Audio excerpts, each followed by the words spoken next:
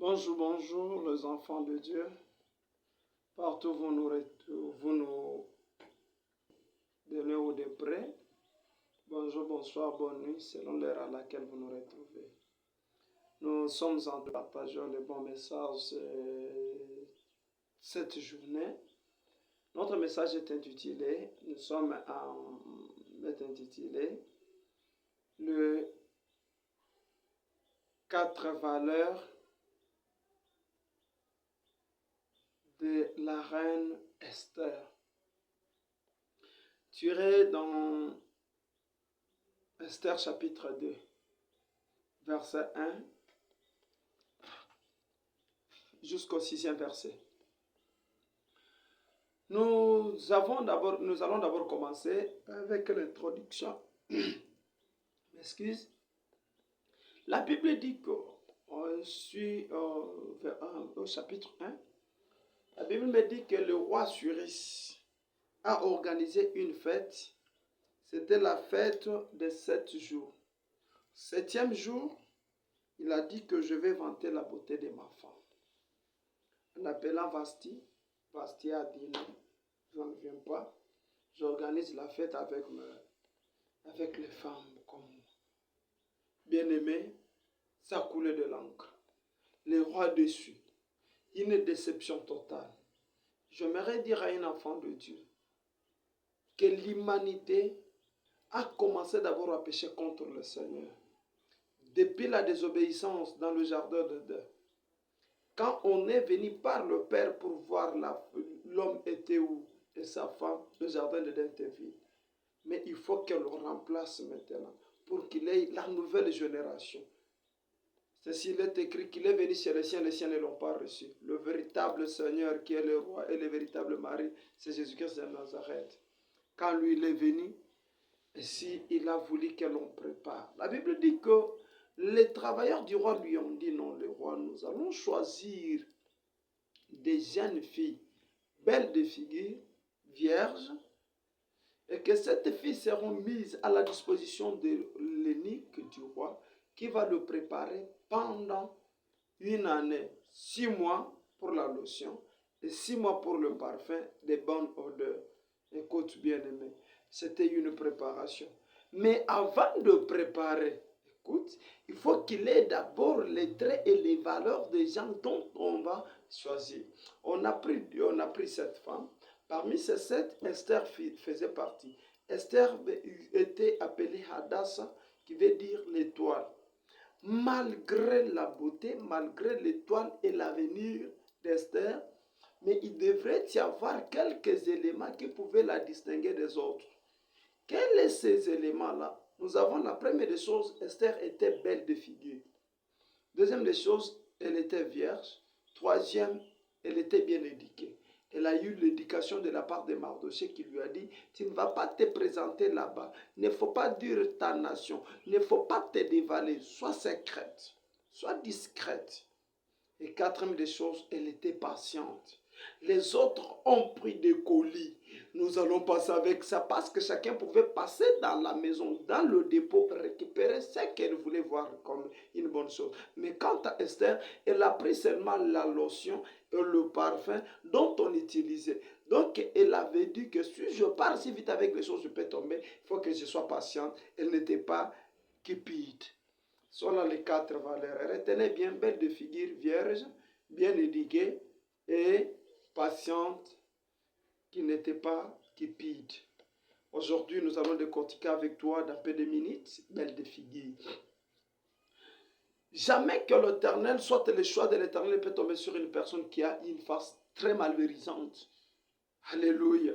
Et un regard malveillant. Non. Dieu doit opérer le choix sur une personne qui a la beauté. C'est pourquoi la Bible dit, le roi a dit que cherchez-moi les garçons juifs, beaux de figure, qui peuvent me servir. Pour servir le roi, il faut avoir une belle figure. Je vous dis bien aimé, quelqu'un qui n'a pas une bonne face ne peut pas appeler de Dieu. Quelqu'un qui n'est pas beau ne peut pas appeler de Dieu. Il y a une personne qui voit une sorte qui semble être comme ça. Non, il n'est pas de Dieu. Alléluia. Il faut avoir la bonne. C'est pourquoi David, devant Goliath. Goliath a dit non, un joli garçon comme ça, un garçon très beau comme ça, comment je peux faire? C'est la beauté de David qui a tué Goliath pour que Goliath ne parvienne pas à tuer David. Or, il s'est perdu de cette beauté, il a été écroulé. J'ai dit à un enfant de Dieu, ta beauté peut écrouler ce qu'il ne faut même pas écrouler. Même s'il y avait quelqu'un qui avait quelle capacité, ta beauté va écrouler. Ah, tu es estomaqué, tu me dis comment il peut dire comme ça. Bien aimé, maintenant en allant loin, nous allons lire avec toi la Bible. Nous sommes à 1 Pierre chapitre 4 verset 3 jusqu'à 4e. La Bible dit ceci: ayez non cette parure extérieure qui consiste dans le chevet tressé, les ornements d'or ou les habits qu'on rêve, mais la parure extérieure est cachée dans le cœur. La parure, soit la parité incorruptible d'un esprit doux et paisible, qui est un grand prix devant le Dieu. Donc la beauté dont il est question ici, ce n'est pas avoir la beauté physique. Oui, si tu réfléchis, c'est là que Proverbe 31, verset 30 me dit, la grâce est trompeuse, la beauté est vaine, mais la femme qui craint l'Éternel est celle qui sera louée. Pour être loué, il faut avoir la parure extérieure, parce que ce que nous voyons ici, ça passera un jour, mais sur le cœur dont l'Éternel voit, le Dieu de Nazareth se sert d'abord de nos cœurs. Et si nous demandons aux enfants de Dieu d'être très prudents, de ne pas suivre les corps aussi. Or, la beauté dont je parle, c'est les bonnes œuvres. C'est pourquoi la Bible dit, en Galates chapitre 5, verset 22, la Bible dit là-bas, d'abord il faut qu'il ait l'amour, qu'il ait la bonté, qu'il ait la paix, qu'il ait la patience. Celui qui n'a pas la bonté à lui, ce n'est pas un enfant de Dieu. Or, ce qui nécessite, ce qui naît la beauté dans une personne, ce n'est pas autre, ce n'est que le Saint-Esprit. Ah, l'apôtre Paul dit, les œuvres de l'Esprit sont différentes que les œuvres de la chair.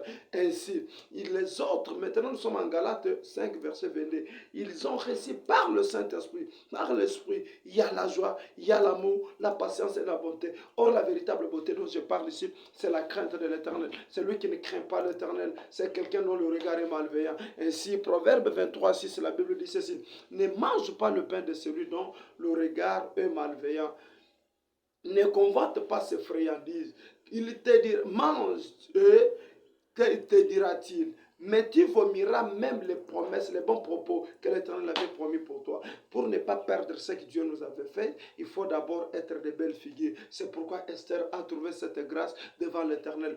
Toi qui aimes toujours la saleté du corps, soit toi qui aimes toujours la vie du péché, toi qui aimes l'impudicité, l'impudicité en train de te déformer. C'est pourquoi quand Esther était de passage, elle n'avait transporté rien sur sa tête. Or, quand tu as la charge déforme même ta forme. Quelle est la charge que tu as transportée aujourd'hui? Des fois, tu as transporté l'impudicité, tu as transporté la haine, les fétiches, les magies, la sorcellerie, toutes tes formes de péché. Aujourd'hui, ça a transformé même ta forme et tu n'es pas visible devant les gens. Tu ne verras jamais le Seigneur. Sois belle, sois beau, sois bon devant l'Éternel. Tu verras Dieu de grâce et il te rendra grâce. J'ai voulu un peu te parler à ce jour. Parmi les 4 points, j'attends d'abord belle de figure. C'est le premier point qu'on a décortiqué avec toi.